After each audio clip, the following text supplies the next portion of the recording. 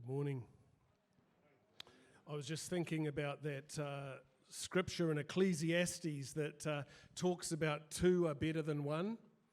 And I was thinking that you can go home and you go, I didn't really like the talk today, but the other person was all right. So at least you've got a couple of options this morning.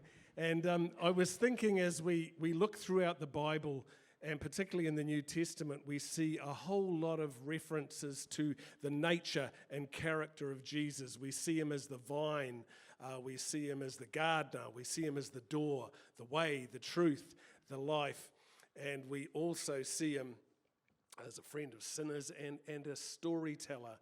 And I don't know about you, but I love stories, and I know that as I read the New Testament, I can look at stories and I can say, I can read right from the start. There was a man and he had 2 sons. There was a woman and she was inflicted with a disease for 12 years. There was 4 different types of seed and they fell along the ground. And as you read these stories, straight away, right from the start, you're in. You go, I want to know more as I read these stories. So today, Pastor Gary asked us if we would share some of our stories. So it's our hope that as we share this story, that some of our story would be a reflection for you as you consider your journey and your space and where you are with God today. And I feel really, just to say, as I've been sitting here this morning, there's a theme of healing and this grace and this love and this forgiveness that is flowing through the service. So I'd ask you just to allow that to continue as we speak, that God would touch you in the space that you're at, because all of those things that have been shared this morning, they're for all of us. They're that love that is for all of us. So my love of stories, I heard a story the other day, and I do like this story because if we think of, again, the theme that we're on this morning, there was that song, His Debt He Paid for Us. And there was a man, and he was driving along the road, probably a little bit faster than he should have been, and he got pulled over by a traffic officer. And the traffic officer is writing out the fine for this man. Meantime, the man's sitting there in his car, and he's thinking, you don't know my situation. I've just been made redundant. Things at home aren't really that great. And I've got a whole pile of bills that I can't even begin to think that I could pay. What's more, my wife's going through a similar sort of situation as well. And as the traffic officer hands the man his fine, he said, is there any way that I can get out of this? And the police officer looks at him and he says, your debt has to be paid. You have to pay the debt. That is the law that needs to be fulfilled. So hands him his debt. He goes home, walks in the front door, and he sees his wife. She sees that he's got a traffic fine in his hands. Her eyes fill up with tears. His eyes fill up with tears. Things are not looking good. And he looks down at that ticket, and he opens up the ticket, and there inside the ticket is $1,000, enough to cover his debt, all of the bills that they had mounted up in their house, the stuff the wife needed to pay. And I love that story because really, that's it, right? We all have a debt that we owe. We know about our own story. We know the things that we've gone through, the things that we've done, the good, the bad, and the ugly. And there is a debt that needs to be paid for that. But grace comes to you. Grace comes to me and says, you know what? We know a Savior. We know somebody who can take our debt and pay all that we should have owed, and he took it on himself. So certainly that's part of our story, and I'm sure part of yours. So we thought we'd just read from Matthew 13, which is a verse about why tell stories. So Matthew 13, verse 10, the disciples came up and asked, why do you tell stories? He replied, you've been given insight into God's kingdom. You know how it works. Not everybody has the gift of this insight. It hasn't been given to them. Whenever someone has a ready heart for this, the insights and understandings flow freely. But if there is no readiness, any trace of receptivity soon disappears. That's why I tell stories, to create readiness, to nudge people towards a welcome awakening. And I love that the story nudges us to a receptive awakening. And so that's our prayer for us all today, that as we share our stories and we share stories from the Bible, that God would nudge us to that place of a receptive awakening. And your story is important. We all have a story in us because it fuels revival, causing others to wake up. And it brings about breakthrough in their lives. We share our testimony to bring worship and glory to God. Worship is telling the stories of God's activity in our lives. We hope today that by sharing our story, it invites you to know God in your own experience. So for me, a little bit about my story. Kick off with a little bit about my family. My mum is probably my best mate in many ways, and someone who's deeply caring to me as a person. She was a constant rock for me as I grew up, and someone who I could confide in. I could share my feelings with her. My dad, on the other hand, was very busy with his career, and so I didn't really get to have a close relationship with my dad. And then probably the person who, in terms of the spiritual journey that I was on from an early age, was my sister. She was the one in whom probably all of the lessons around faith and believing in God and trusting in Him were brought to me by her. And even though she suffered from a terrible disease, she was severely paralyzed and lived her whole life in a wheelchair, she always had a smile on her face, and she was the one that always said, come on, we need to go to church. And she got me going to Sunday school from an early day. In my probably 12, 13 years old, I started going to church because of my sister. And so I could see God in her. I could see His hand moving in her life. And it was Helen that taught me about faith, seeing the best in others, believing in God, and seeing the hope that a life in God could bring. So for me, from an early time in my teens, I had no problem believing that there was a God, believing in a God. I believed in a power greater than myself. I grew up with a love of movies and music, and that stayed with me throughout my whole life. I remember seeing Star Wars at the Cinerama.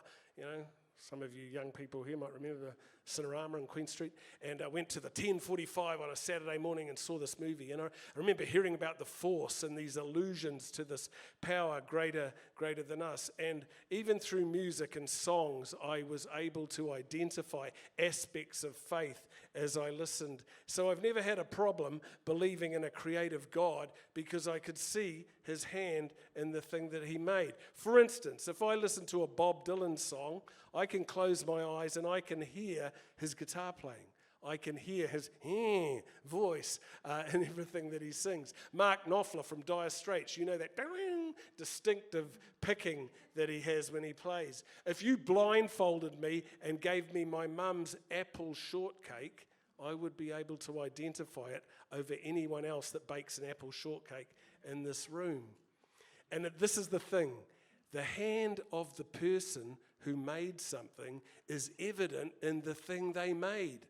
So I don't have a problem believing that a great God put His hand on this earth and made stuff, made you and made me. This thought has come easy for me my whole life, and I've carried it with me all of my life. Thank you, brother. So I want to invite you into my God story today. I waited 46 years for something I really wanted, and I wonder if you've ever had to wait for something to come to pass, wondering if it ever would. As an adult in my early 20s, life was pretty sweet. I was part of a loving family. I had exceptional parents who had sacrificed much so that I might thrive. I'd grown up going to church, and I come from a rich heritage of family that have pursued God through the generations. I knew all my life that I was loved by God, that He knew the desires of my heart, and that He wanted a personal relationship with me. When I was 20, I started what turned out to be a 20-year career as international cabin crew with Air New Zealand. Life was a dazzling adventure. Not only was I being paid to see the world, I got to stay in some pretty swank hotels. My days off overseas were my own, and I could fill them in whichever way I chose. It was just my own time and my own time. Sorry, I'm a bit nervous.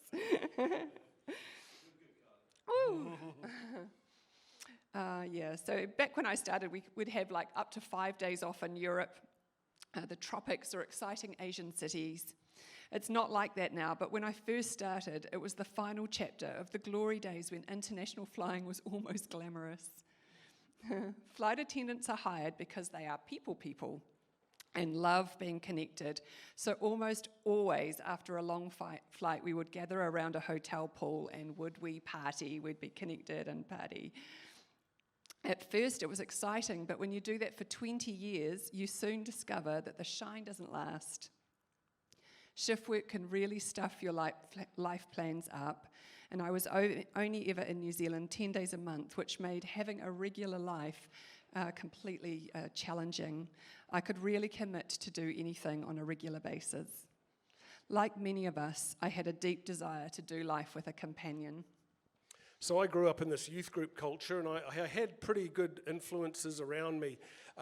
It was the church scene where everyone got married young, and I think in many ways I thought, well, I get married because that's what everybody else was doing.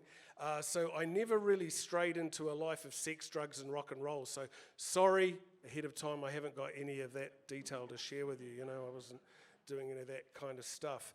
I became a young father, dad to 3 great children, but as I started growing older, and here's the part where maybe not so good, a drift occurred in my life, and I felt myself departing from the beliefs and the faith and even the community that I'd grown up with as time goes. And you know how life works. Work comes in the way and pressures come, distractions come. So some of the innocence of my youth and the learnings of the Bible faded into the background of my life.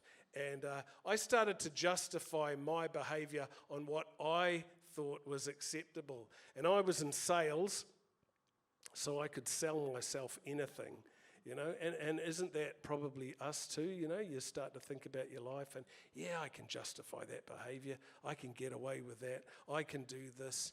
And many years after drifting in and out of church and this lifestyle that I was in, I started to unravel a bit. My life started to unravel, and it was in my 40s that I went through a divorce. I experienced a redundancy after being in my job for 27 years. I found out what it was like to be depressed and living on my own and having a Christmas alone, sitting on Bondi Beach reading a book in the sunshine while my family was somewhere else. I found out that my sister was close to dying, and I flew back to New Zealand, and she passed away at the age of 46. And then 2 years later, my dad passed away. So I experienced 6 years of quite difficult times. But it was during these times that I could sense a gentle whisper of God in my heart, beckoning me to return to my senses and my faith. A little bit like the story of the lost son. You know that bit in that story when he's spent all his dad's money and he's wasted his life, and he's actually bending over, looking into the pig slop and thinking, that looks pretty good, and I'm hungry. I might eat it right now. And the Bible says he comes to his senses, and he goes, hey, I've got a dad back home, owns a ranch out there in Oratia. I could go out and maybe he might give me a job as a servant. And we know how the story goes, that there's this welcome back. And so for me, I could feel God's whisper, and coming back to that word from the Message version, his nudge. He was nudging me back into a gentle way to reconnect to a close relationship with him. I started reconnecting with my old friends, and and seeing people from my church background, listening to songs that filled my heart and readings that tuned my heart back into God. See, the thing is with life is you can easily shut out the truth, right? You can push it away. You can sell yourself a story. You can believe all that stuff. But you know what the good news is? You can also easily reopen the door to the truth. You can invite God back into your life. It's easy. It's not hard. It's not a hard thing to do. So I realized that God hadn't run from me. I'd run from him. And I started letting go of the lies that I was telling myself and reopening the door to the truth. It was kind of like coming home. And there's a song I've got that I love. And it said, I have lived my life as if these days would never end, but I was wrong. Now I'm home again. I'd walked away, but now I'm home again. I'd wandered far, but you have let me in. You were always here, and now I'm home again. So good. So in my 20s, I really didn't give it much thought because I honestly never for a moment thought meeting a guy, falling in love, and even getting married would turn into a lengthy, disappointing, and heartbreaking wait. Single life in my 20s led to 30s, 30s to my 40s, and before I knew it, I was in my mid-40s living alone with my cat. It actually happened. I'd become Bridget Jones and the crazy cat lady combined. I'd watched from the sidelines as decade by decade, so many of my closest friends snapped up their dream man, walked down the aisle, bought beautiful homes in established suburbs, and there they grew their gorgeous families. And I tried as courageously as I could to dull down that numb and supreme disappointment of an unmet dream. What did I do so wrong to be handed the single for life card? Why me, God? You say you care about all the intricate parts of me. That means you know that I dreamt of sharing my life with someone. I made a few terrible mistakes along the way, wanting to take matters out of God's hands and into my own, but that is a story for another time. It wasn't until I travelled to a church in Redding, California called Bethel, and you may have heard of Bethel through some of the worship music that you sing here. And in the midst of my disappointment, I had a hunger in my belly to encounter and experience more of His Spirit, and wow, did I ever. It was a really precious and intimate time with Jesus, going deeper and experiencing an inner healing through encounter. Now, who here has been around long enough to remember what this is? Can you see it in Andrew's hand there? Showing our age a bit here. We live in an instant age of snapping photos on our phones. Come on, smile. Can we do one like this? Let's go here. Yay! Wave, everybody! Wave, come on. That's good. That's nice. Hey, we're not on Facebook, so Oh, we're not on any social media, yeah. Yeah, we live in this instant age of snapping photos on our phones and just deleting the bad pic or editing out the double chin. We can make pictures more vibrant or moody just at the touch of a finger. To take a beautiful picture with a film camera, there are many processes, and you had to trust the process. Thank you, assistant. Andrew's my assistant here today doing the demonstration. First, you had to put the film in the camera and wind it on. Then you had to line your shot up and trust that you had captured the moment. Then you had to take the film out and take it to your local pharmacy. You had to trust them with it. They would place it in an envelope and send it off to the lab. Sometimes it would take over a week to get your film back or your pictures back. And in the lab, the film had to come out of the envelope and go into the dark room. It had to go through several chemical processes before it became a photograph. If the darkroom door is opened during this development time, the negative would be exposed and the final picture ruined. You know, just like this roll of film that I had to be taken away to a dark place for what seems like forever to be developed into something. I couldn't open that darkroom door or I would ruin the picture God was creating for for me. In that development room, Jesus came and whispered his goodness over me. I encountered his extravagant love for me in so many ways, his generosity, his nudge, his sense of humor, and I gave him full permission to. Life became a beautiful adventure with him, surrendering and laying down my dream while he did the developing. I had to trust, and that's when we met. Yeah. We were introduced by my mum, who met Andrew at National Speakers. She clocked him from across the room and thought, who's that fellow? And promptly marched over to him and made a beeline for him and said, Andrew, are you single? And he said,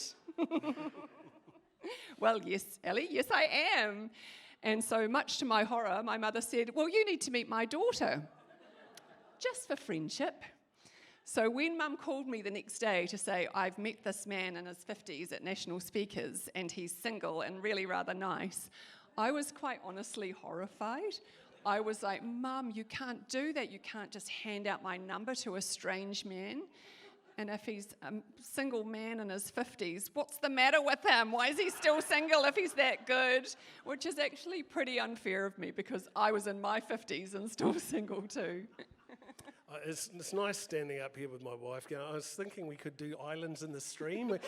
I keep looking at it, I want to sing, like do a Donnie and Marie. But it was easy when we met to see God's hand in our life, and I loved Kylie from the moment we met. And I'd always wanted to journey with someone that shared that faith, shared that love for God, and it was easy, and the joy. So it was easy to make the decision. So I did go to my good friend Gary, and I said, I'm thinking of getting married to Kylie. Gary, what do you think? And he said, well, you better hurry up, mate, because you don't have much time left. And I looked up on Google, and evidently the average man lives to 79, so I realised I had 26 years left. So I thought, I better hurry up, I better get on with it. So, we did go ahead, and we got married. Yay. And we did get married quite soon after meeting, in typical Christian way of doing things. We went on a honeymoon to Arrowtown, which holds a really special place in our hearts.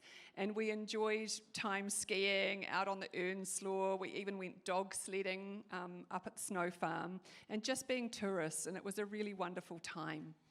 In a couple of days just before the honeymoon ended, and I felt a nudge, and again, this is this thing. I've never heard the audible voice of God, but I've had a lot of nudges in my life, impression in my heart. I might read something, I might hear a song, and I experience God moving in that way. And I felt a voice inside my heart say this, something's going to happen to her, get ready. And thought, that's a bit strange. Anyway, so we carried on our honeymoon. 2 days before our honeymoon finished, I knew that God had said something to me. And it was on that second to last day of our honeymoon that I went up Coronet Peak for a sneaky ski. And as I was driving back down the mountain about lunchtime, Kylie called me on my phone. And she said, Andrew, I think I'm dying. Can you come home? And I thought, first thing I thought, well, here it is. Here's the voice from 2 days ago. This is what it is. And the funny thing was, it was strangely calm about all of this. So that voice from 2 days earlier came back to me. I called the emergency number, and the Arrowtown Fire Brigade were the first people on the scene.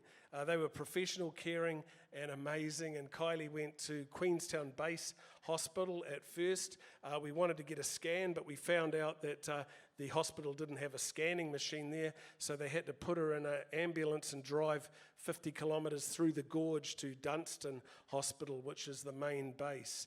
And I remember at the time thinking, I think I know a doctor that works at that hospital, and her name was Sarah. And so I rang her. I said, Sarah, are you working at this hospital? She goes, yeah, I am. I said, are you on at the moment? She said, yeah, I am. I said, Kylie's coming to you in an ambulance right now. Can you take care of her? And so, again, God's hand in things that sometimes you think, even in an adversity, we saw him doing some stuff. And when I arrived in Clyde, I arrived just in time to see Kylie being put on a stretcher and loaded into a helicopter and being flown to Dunedin Hospital. So I was there on my own with this doctor, and she talked me through the results of the scan. And so I was able to see the picture of Kylie's brain, where she had experienced a severe stroke on her brain, and behind her eye there was a blister that had popped. So it was an aneurysm, a blister aneurysm in her brain.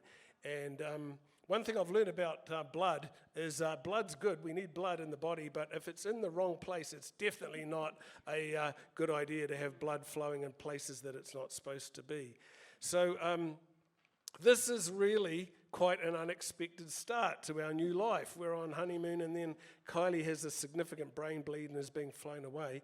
I am driving now for 3 hours in the pitch black at night to Dunedin through the pig route. It's a very dark area, and I remember at that time even coming back to this calm in God's presence. I remember talking to Gary and praying with him on the phone as I was driving through that darkness. And the only light I could see was the snow on the hills at night illuminating the way. And again, the strange peace of God that everything was going to be okay, that He is with us, even in those most difficult circumstances. As that song says, He makes a way when there seems to be no way. Yeah, so after 3 excruciating long weeks, and firstly in Dunedin ICU and then in Auckland Hospital in the HDU department, then several months at home, I slowly recovered to full health, and we live a new and transformed life with God leading us every step of the way. Yay! It's been a miraculous beginning to a new and very best life.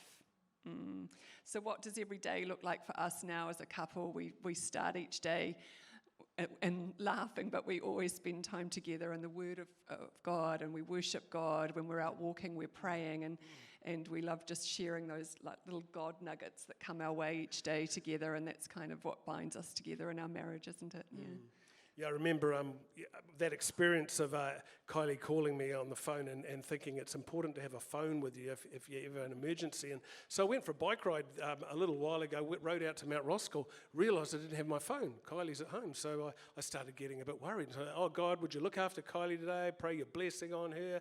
And then my prayers started getting a bit paranoid. I thought, oh, what if something happens to her? So I was going, oh God, would you save her? Would you make sure she's okay? And and the paranoid prayers then turned to reflection, and I was thinking, oh, I just really so appreciative of the woman that I'm married to and that I walk with and enjoy. And then I started asking questions. You're thinking, this guy's got psychosis. He's talking to himself. But I'm on my bike, and I asked myself the question, why did I marry Kylie? And again, that nudge, that impression that I had, a voice in my heart said, you married Kylie so that when you look at her, you can look at her and see somebody who looks like me. And I thought that's what church is all about, right? We walk in the door this morning and we're looking around at everybody here and we're seeing somebody who looks like him. And that's why we come. That's why we come to church, to celebrate and to reflect and to look into each other's eyes and to see that person that looks like Jesus. So I thought I'd finish with a story again that I heard the other day that I really liked about what God has done for us. And there was a bride and groom. The story is not really like our story, but there's a bride and groom celebrating their wedding day. And they've finished their wedding, the reception's over, and they're going to the hotel for their honeymoon night. So they're checking in at reception, and they go upstairs to the honeymoon suite, and the groom is putting down the bags in the room, and he turns around and the bride says, oh, I've just got to check out something downstairs. I'll be back soon. Oh, okay. The groom thinks that's a little bit strange, and the bride walks downstairs, ambles into the bar, and there sitting at the bar is a strange man in the darkness. And the bride goes over and she starts talking to this strange man.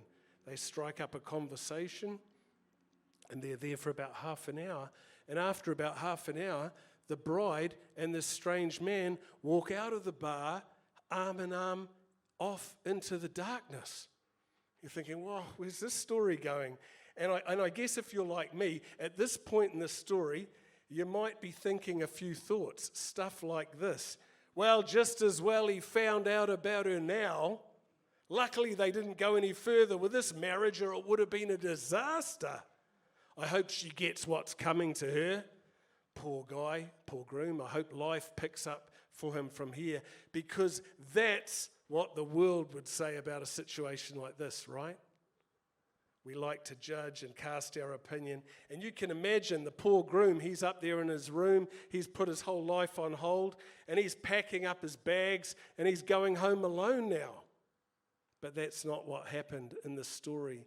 You see, the groom puts on his coat, wanders down the stairs, walks out into the darkness, and goes looking for his bride.